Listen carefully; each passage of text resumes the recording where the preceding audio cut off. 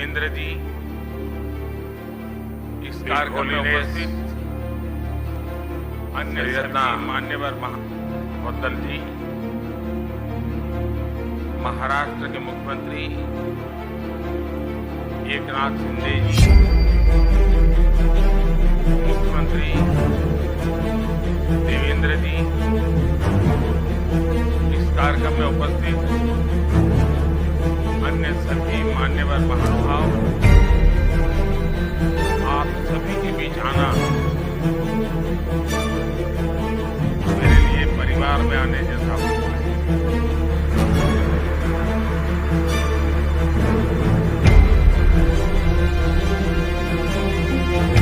मैंने आज अयोध्या से मेरी एक शिकायत, मैं चाहूंगा कि इसमें सुधार, आपने बार बार उसमें माननीय मुख्यमंत्री और माननीय प्रधानमंत्री कहा, मैं आपके परिवार का सदस्य हूं, न मैं यहाँ प्रधानमंत्री हूं न मुख्यमंत्री हूं।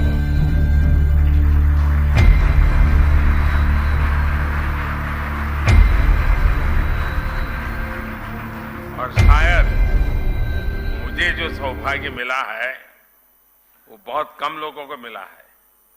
मैं 4 पीढ़ी इस परिवार के साथ जुड़ा हूं, 4 पीढ़ी, और चारों पीढ़ी मेरे घर आई है। ऐसा सौभाग्य बहुत कम लोगों को मिलता है। और इसलिए मैं कहता हूं कि फिल्म में जो बार बार मुख्यमंत्री और प्रधानमंत्री है, मैं तो आपके परिवार का सदस्य हूं, और हर बार एक परिवार के सदस्य के रूप में आने का जब भी अवसर मिला है, मेरी खुशियां अनेक गुना बढ़ गई है।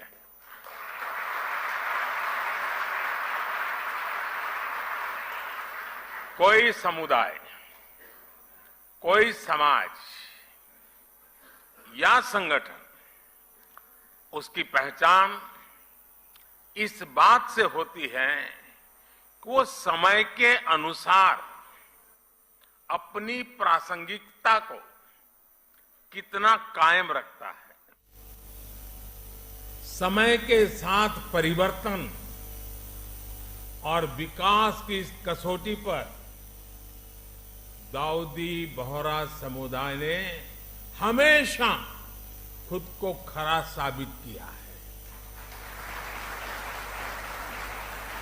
आज अल जमाया तुस सैफिया जैसे शिक्षा के महत्वपूर्ण केंद्र का विस्तार इसका एक जीता जागता उदाहरण है।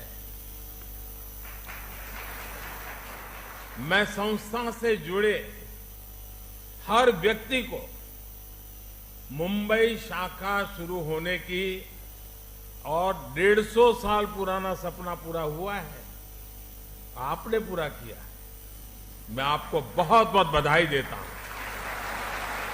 बहुत दिल से बधाई देता हूं।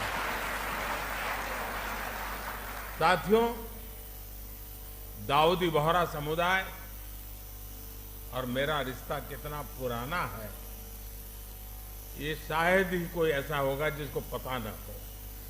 मैं दुनिया में कहीं पर भी गया, वो प्यार यानी एक प्रकार से बरसता रहता है।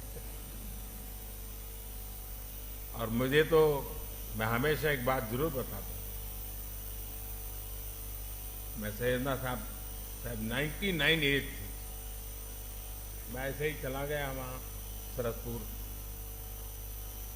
99 एज में वो बच्चों को पढ़ा रहे थे जी।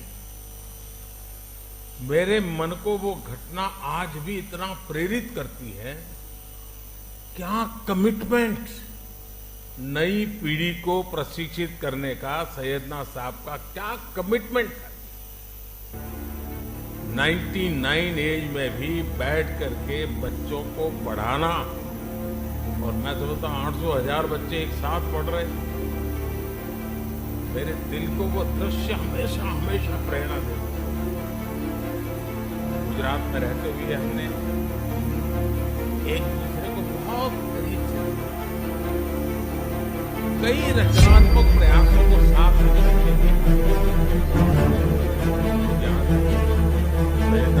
आजादी का वर्ष मना रहे हैं, हमारा बहुत बड़ा जलसा कर रहे हैं। तो सही रहा लिखेगा, आप मुझे बता दें क्या मैं कौन बताऊंगा, आप बता रहे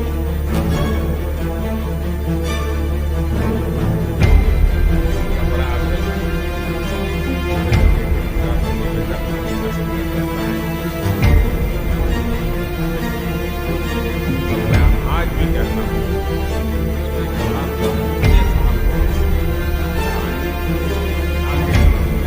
आज लोग जी जान से लगे, जी जान से लगे, मेरा सौभाग्य।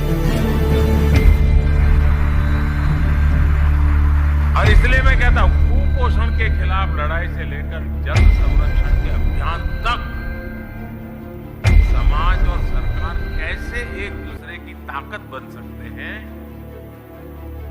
हमने साथ मिलकर के वो किया है और मैं इसका गौरव अनुभव करता हूं। और विशेषकर हिज होलीनेस सैयदना मोहम्मद बुरहानुद्दीन साहब, उनके साथ जब भी मुझे चर्चाएं करने का अवसर मिला, उनकी सक्रियता, उनका सहयोग मेरे लिए भी एक प्रकार से मार्गदर्शक बना।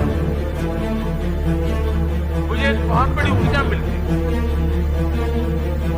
और जब मैं गुजरात से दिल्ली गया,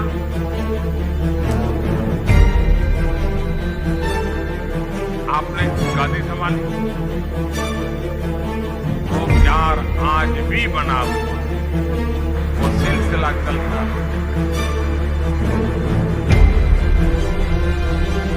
इंदौर के कार्यक्रम में उन्होंने सैयदना मुफद्दल साहब और आप सब अपना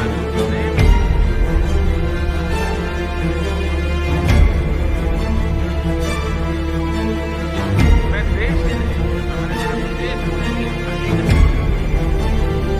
दोहरा भाई आपने हमें 2 बजे में लैंड किया है, तो 2-5 परिवार तो आए ही हैं। मैं उनको कभी कहता हूं इतनी ठंड में आप क्यों कर चुराते, नहीं बोले आप आए हैं तो वो दुनिया के किसी भी कोने में क्यों ना हो, किसी भी देश में क्यों ना हो, उनके दिलों में भारत की चिंता और भारत के लिए प्रेम हमेशा दिखाई देता था।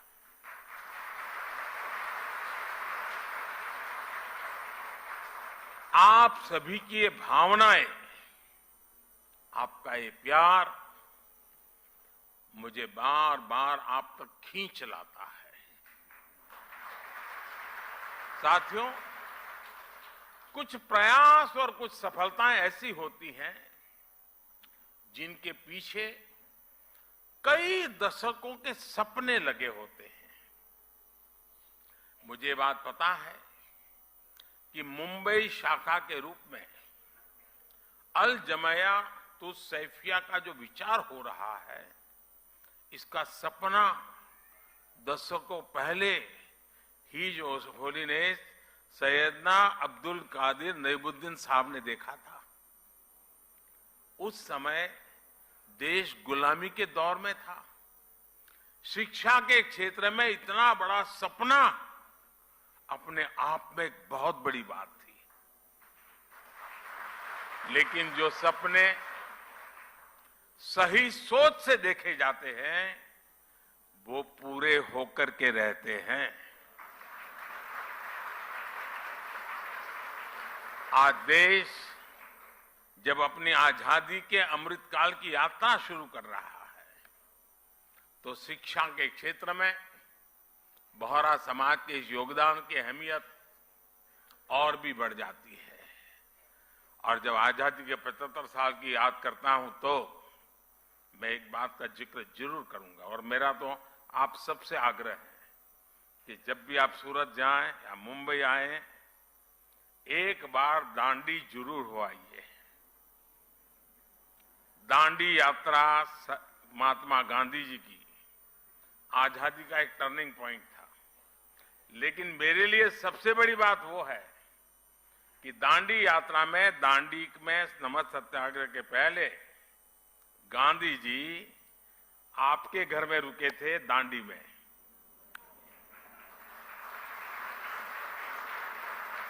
और जब मैं मुख्यमंत्री बना तो मैंने आपसे प्रार्थना की, सैयदना साहब से मैंने कहा, सैयदना साहब मेरे दिल में बहुत बड़ी इच्छा है, एक पल के गंवाए बिना वो बहुत बड़ा बंगलो समुद्र के सामने है बिल्कुल, वो पूरा बंगलो मुझे दे दिया और आज वहां बढ़िया स्मारक बना हुआ है। दांडी यात्रा की स्मृति में सैयदना साहब के वो यादें दांडी यात्रा के साथ अमर हो चुकी है जी।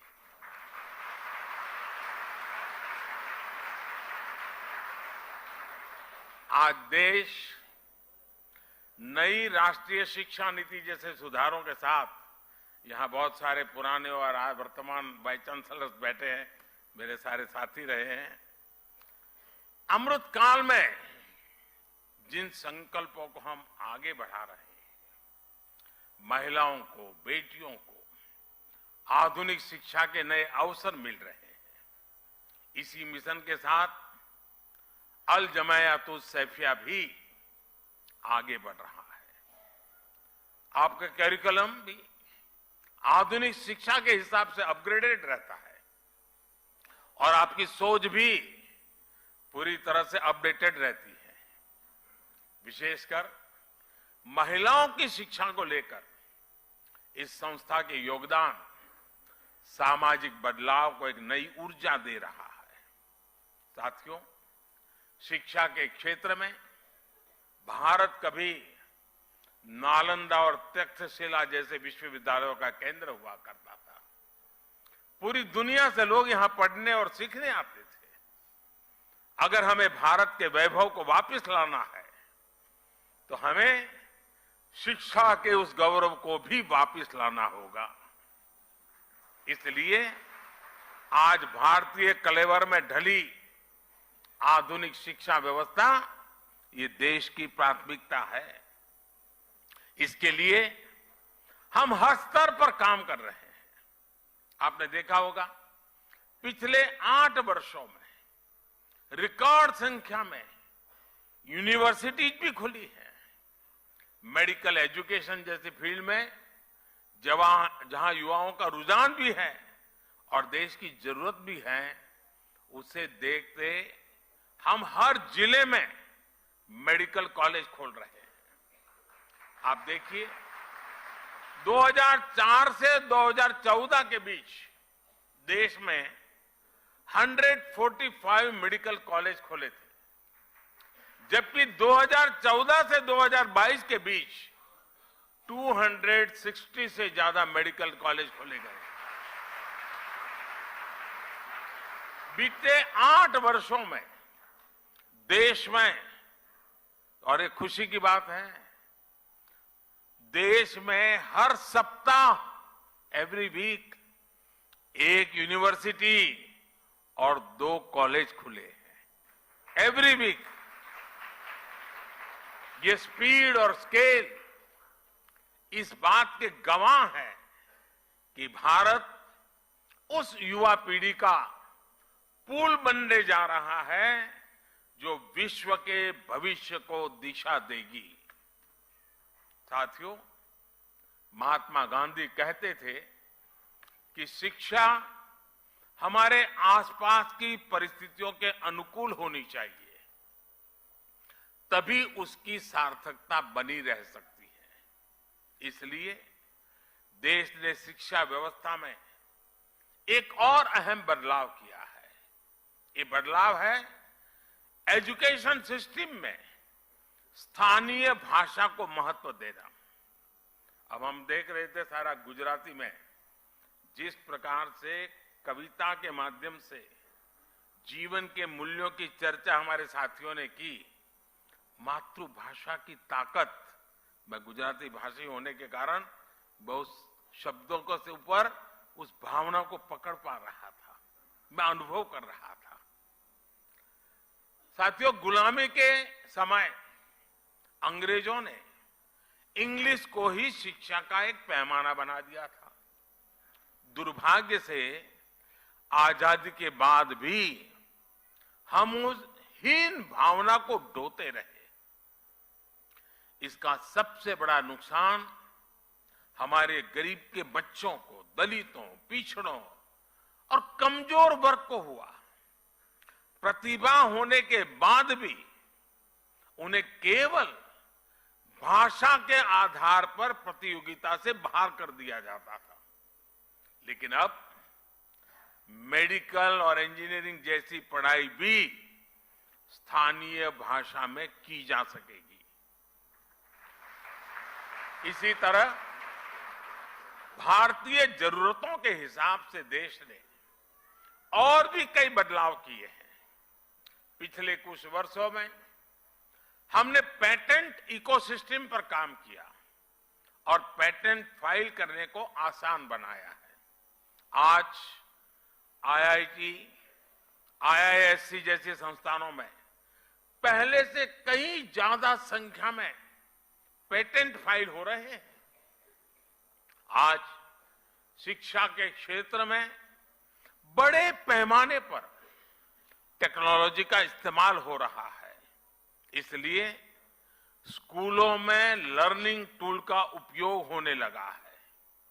अब युवाओं को किताबी ज्ञान के साथ ही स्किल, टेक्नोलॉजी और इनोवेशन के लिए तैयार किया जा रहा है। इससे हमारे युवा रियल वर्ल्ड के प्रॉब्लम के लिए तैयार हो रहे हैं, उनके सॉल्यूशंस खोज रहे हैं। साथियों, किसी भी देश में उसका एजुकेशन सिस्टम और उसका इंडस्ट्रियल इकोसिस्टम दोनों ही मजबूत होना जरूरी होता है। इंस्टीट्यूट और इंडस्ट्री ये दोनों एक दूसरे के पूरक होते हैं। ये दोनों युवाओं के भविष्य की नींव रखते हैं। दाऊदी बोहरा समाज के लोग तो खासकर बिजनेस में काफी सक्रिय भी और सफल भी हैं।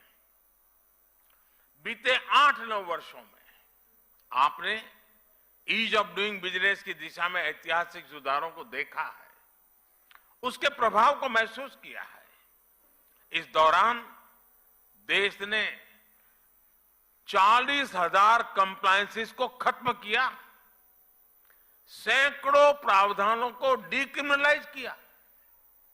पहले इन कानूनों का डर दिखाकर एंटरप्रेन्योर्स को परेशान किया जाता था। इससे उनका बिजनेस प्रभावित होता था। लेकिन आज सरकार जॉब क्रिएटर्स के साथ खड़ी और उनको पूरा समर्थन देने वाली सरकार है। पिछले कुछ वर्षों में विश्वास का अभूतपूर्व वातावरण तैयार हुआ है। हम 42 सेंट्रल एक्ट में सुधार के लिए जन विश्वास बिल लेकर आए हैं। कारोबारियों में भरोसा जगाने के लिए हम विवाद से विश्वास योजना लेकर के आए हैं। इस बार के बजट में भी टैक्स दरों में सुधार जैसे कई कदम उठाए गए हैं। इससे कर्मचारियों और उद्यमियों के हाथों में ज्यादा पैसा आएगा। इन बदलावों से जो युवा जॉब क्रिएटर बनने का सपना देख रहे हैं, उनके लिए आगे बढ़ने के कई अवसर पैदा होंगे।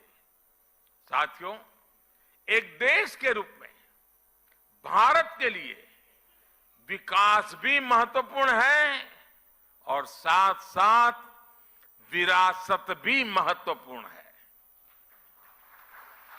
यही भारत में हर पंथ, समुदाय और विचारधारा की भी विशेषता रही है।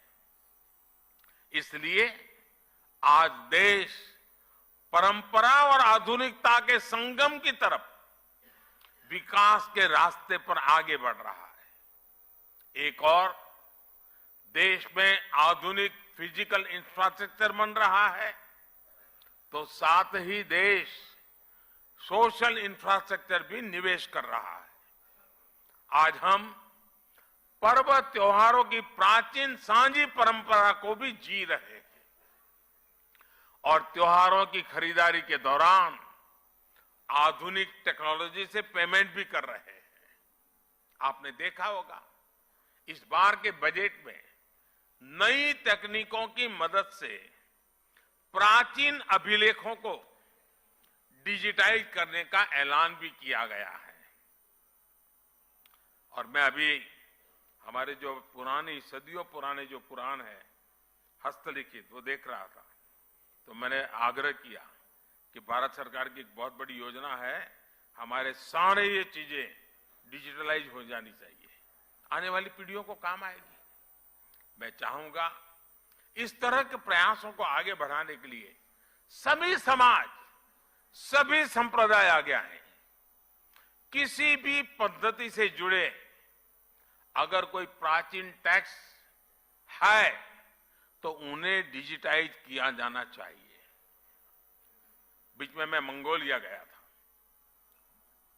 तो मंगोलिया में हस्तप्रत भगवान बुद्ध के जमाने की कुछ चीजें थी, अब वहां पड़ी थी, तो मैंने कहा कि आप मुझे दे दीजिए, मैं इसको डिजिटलाइज करता हूं, और उस काम को हमने कर दिया। हर परंपरा, हर आस्था एक सामर्थ्य है।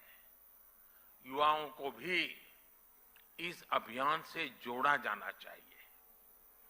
दाऊदी बोहरा समाज इसमें बहुत बड़ी भूमिका निभा सकता है। इसी तरह पर्यावरण संरक्षण हो, मिलेट्स का प्रसार हो, आज भारत इन विषयों पर पूरे विश्व में बड़े अभियान को लीड कर रहा है। आप इन अभियानों में भी जन भागीदारी को बढ़ाने के लिए इन्हें लोगों के बीच लेकर जाने का संकल्प ले सकते हैं।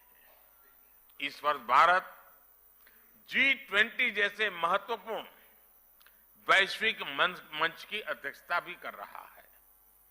बोहरा समाज के जो लोग विदेशों में फैले हैं, वो इस अवसर पर विश्व के सामने सामर्थ्यवान होते भारत के ब्रांड एम्बेसडर का काम कर सकते हैं। मुझे विश्वास है कि आप हमेशा की तरह इन जिम्मेदारियों का उतनी ही खुशी से निर्वहन करेंगे। विकसित भारत के लक्ष्य तक पहुंचने में दाऊदी बोहरा समुदाय अपनी महत्वपूर्ण भूमिका निभाता रहा है, निभाता रहेगा, ये मेरा पूरा विश्वास है। और इसी कामना और इसी विश्वास के साथ आप सभी को मैं फिर से एक बार बहुत बहुत शुभकामनाएं देता हूं।